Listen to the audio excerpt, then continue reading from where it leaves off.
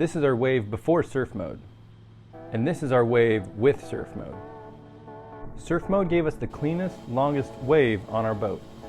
I placed the front wing about even with the driver's seat, as far down on the side of the boat as I can get it. Right next to the bottom edge. I put the rear wing as far back on the side of the boat as I can get it. My boat has these little angled sections, so I put it right in front of there, about right here. I also put it as deep as possible in the water. I did hear a video that said you're not supposed to put it lower than 2 inches in the water, and that's not the case anymore. Put that thing as far down in the water as you can get it. I fill up the rear surf side 100%, which is 650 pounds in my boat. The rear non-surf side, about half that, about 300 pounds.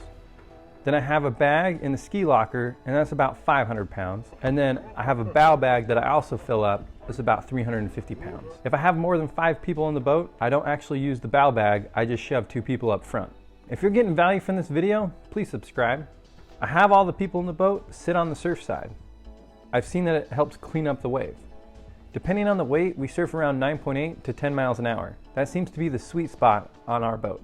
I would suggest starting around 9 miles an hour and slowly increase your speed until you see the wave begin to form.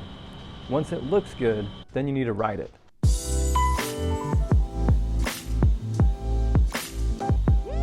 And make small adjustments from there. For me, it's a feel thing. I can feel if the boat's going too fast and trying to run away from me, and also if it's too slow, so there's not enough push from the wave. Now you might be thinking, I could just make my own shaper. Well, yes you can, but click on this video first to see a comparison between my homemade shaper and surf mode. Subscribe, and I'll see you in the next video.